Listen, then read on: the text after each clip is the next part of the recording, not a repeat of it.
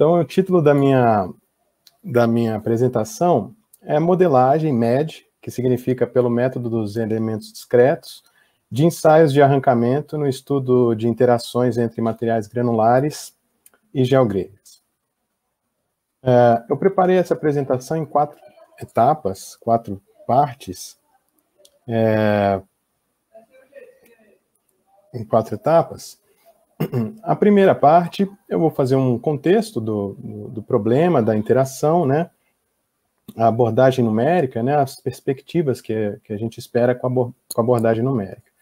Na segunda parte, uma descrição geral do método dos elementos discretos, que eu acredito que muitos ouvintes não estejam familiarizados com o método, então acho importante passar, embora resumidamente.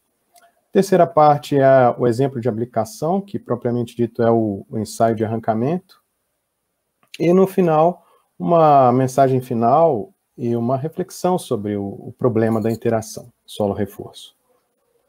Então, na literatura existem diversos estudos sobre camadas reforçadas com geogrelha, porém, os mecanismos de interação entre a geogrelha e o material granular eles não são completamente conhecidos.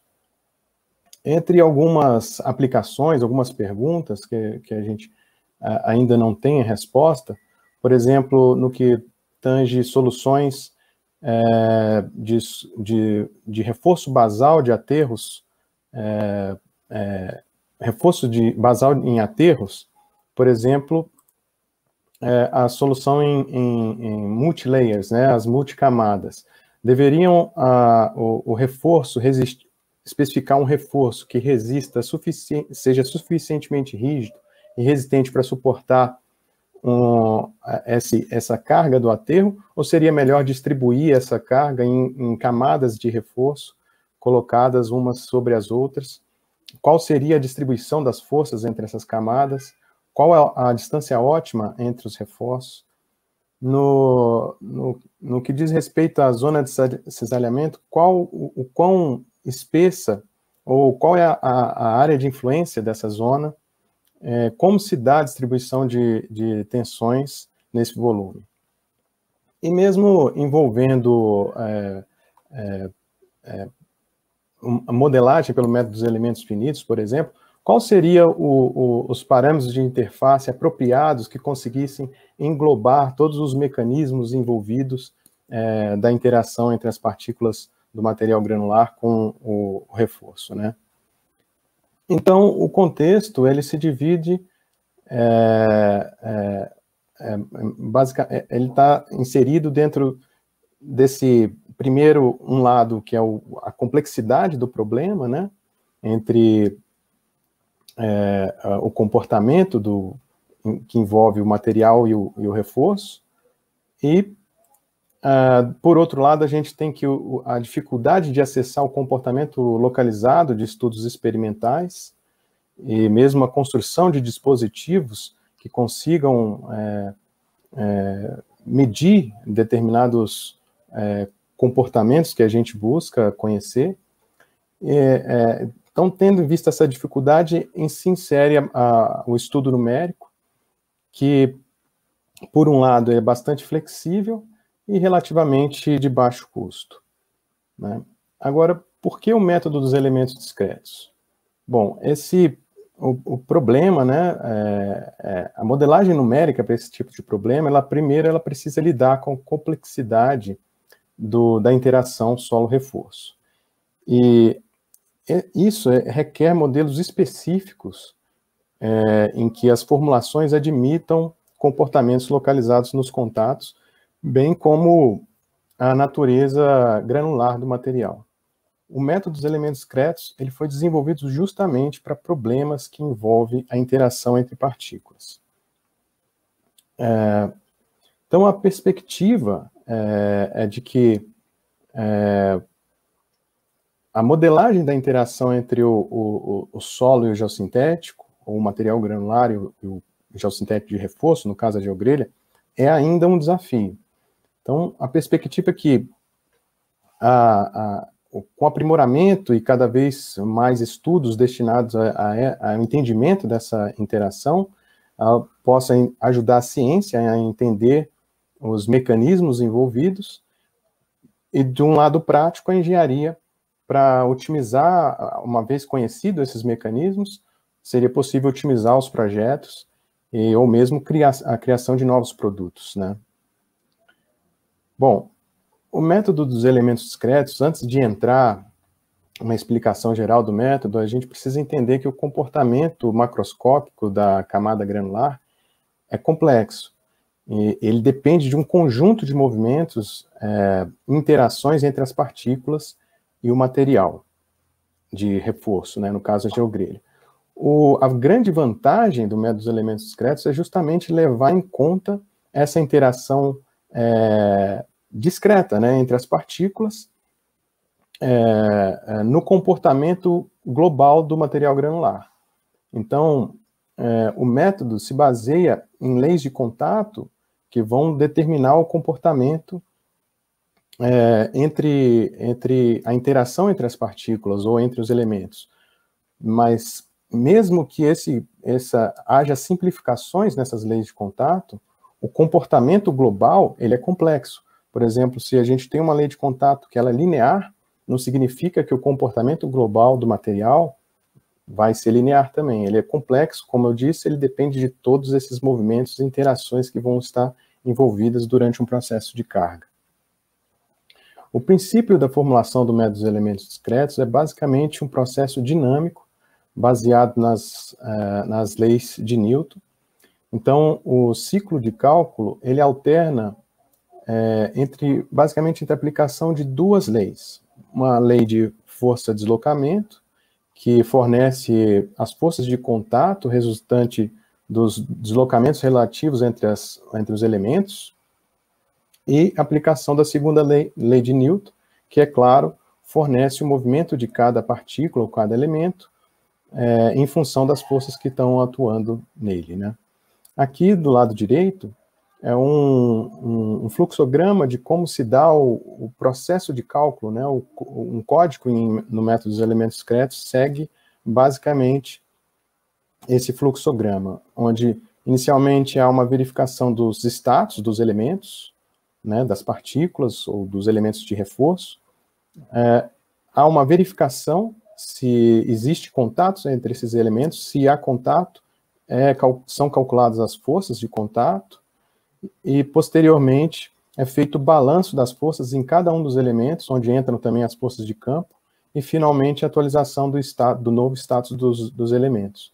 Esse ciclo ele é repetido até uma condição imposta para que ele seja finalizado e terminada a simulação, como, por exemplo, uma condição de equilíbrio.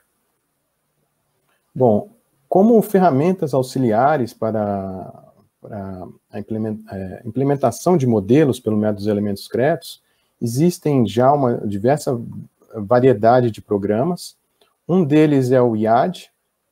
Ele foi inicialmente desenvolvido na França, no laboratório 3SR, mas atualmente existem vários institutos de pesquisa que colaboram. Ele já foi internacionalizado, então existem diversas frentes de pesquisa que colaboram para o crescimento e o aprimoramento cada vez mais desse código, que é um código bastante robusto, e por ele ser um código livre, ele possibilita a implementação de algoritmos e funções e ter todo o controle da implementação do código fonte, né? Outras alternativas, existem softwares comerciais, como é o caso do Particle Flow Code. Existe a versão bidimensional e tridimensional. O ISY, Sparkle e o Lights são softwares também de código aberto. E o IDEM também é um software comercial. Bom, voltando para o nosso problema, que é a modelagem do ensaio de arrancamento, primeiro a gente precisa modelar o material granular, né? Para modelar de material granular, a gente parte da partícula, né? Uma partícula genérica, a forma mais simplificada de representação dessa partícula em 3 dimensões seriam as partículas esféricas. A utilização de partículas esféricas no método dos elementos discretos é muito comum devido ao custo computacional que ela reduz bastante por conta das formulações envolvidas a partir de uma geometria conhecida, né, em toda a parte de detecção de contatos e tudo mais. Então, é muito comum o uso de partículas esféricas. Com a necessidade de representar angularidades de partículas com propriedades não convexas, uma abordagem seria formar aglomerados rígidos, que se comportasse como uma partícula única, composta de várias esferas coladas entre si, né? É claro que quanto mais esferas você inserir no seu modelo, mais próximo da geometria real e também maior o custo computacional. As forças de contato partindo do princípio de partículas esféricas, são leis constitutivas que são inseridas no modelo, e nesse caso existem diversas opções para serem aplicadas, inclusive é possível desenvolver a sua própria lei constitutiva com base em algum comportamento específico que você queira representar, mas uma das mais conhecidas e aplicadas para materiais sem coesão é a lei friccional de Condon-Strack, que basicamente é representada por esse esquema, onde as forças de contato são calculadas em função de uma rigidez no contato e do deslocamento relativo entre as esferas, ou entre as partículas, né? E a rigidez ela é calculada basicamente pela média harmônica das propriedades de cada um dos elementos, e no final a gente pode então calcular a força normal e a força tangencial, que vão gerar uma força generalizada de contato, que pode também provocar torque em cada um dos elementos, que podem ser calculados por essa equação aqui. Bom, no caso do modelo da geogrelha, nessa apresentação eu estou usando o modelo que foi desenvolvido no meu doutorado, que é uma geogrelha que utiliza elementos deformáveis. A lei de contato para a construção desses elementos, dessa grelha, é parecida com a mencionada anteriormente, porém ela incorpora coesão, incorpora momento fletor, torção, de modo que a geogrelha seja capaz de capturar os principais atributos de geogrelhas genéricas reais. Então, de fato, é um aprimoramento para a modelagem da geogrelha. Bom, como aplicação, primeiro gostaria de colocar que esse ensaio de arrancamento não tenta reproduzir nenhum caso real. A ideia aqui é tentar entender alguns mecanismos interessantes. Então, eu não me preocupei aqui em colocar os parâmetros utilizados. Então, esse primeiro resultado aqui que eu estou apresentando é a força de deslocamento do ensaio de arrancamento realizado em amostras com 3.000 partículas e amostras com 9.000 partículas.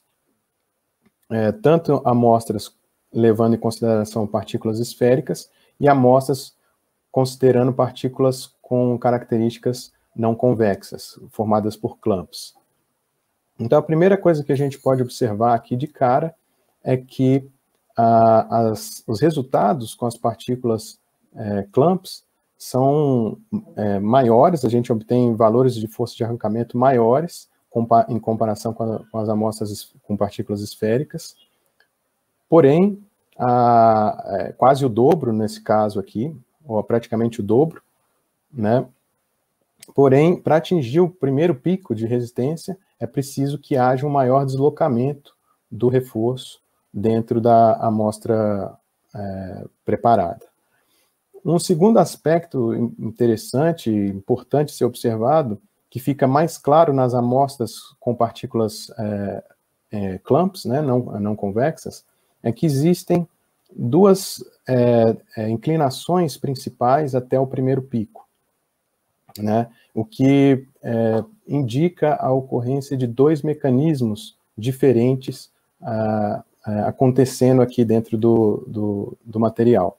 O primeiro mecanismo, ele está relacionado com o atrito do material granular e a superfície das nervuras da geogrelha, e também com a mobilização das tensões no material granular, que está na frente das nervuras transversais.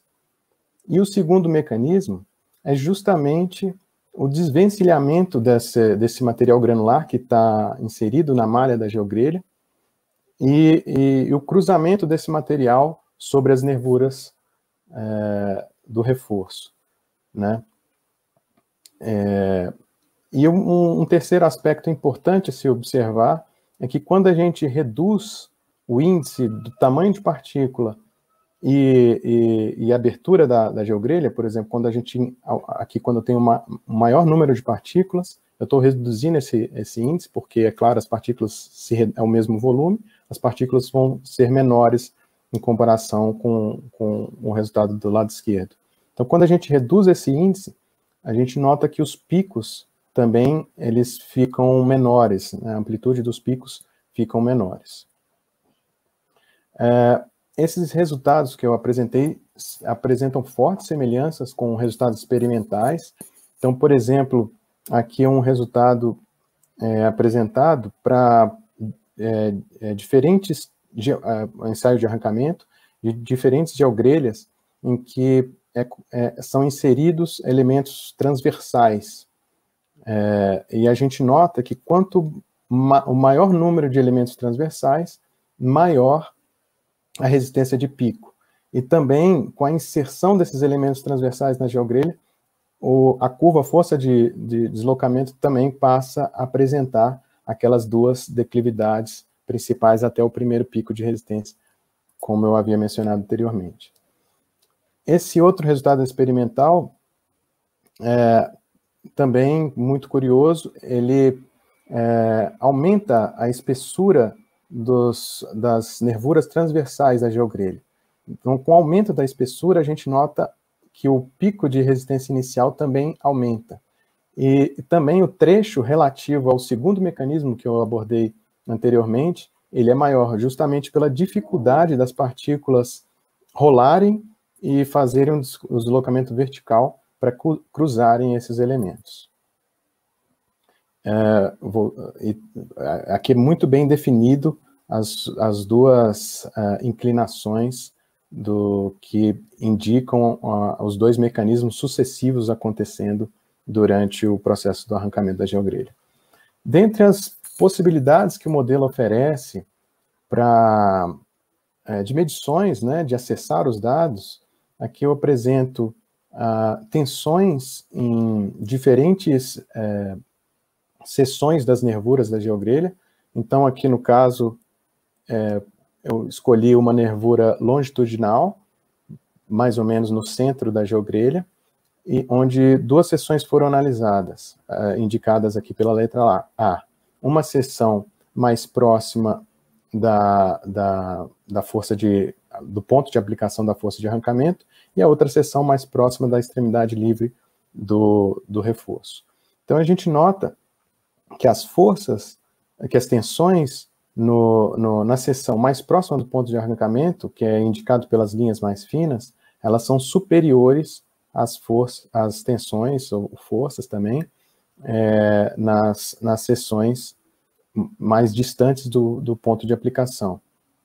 E esse comportamento é explicado pela distribuição das forças de ancoragem, onde os maiores esforços se concentram no ponto de aplicação da força de arrancamento, e tende a zero na extremidade livre do reforço.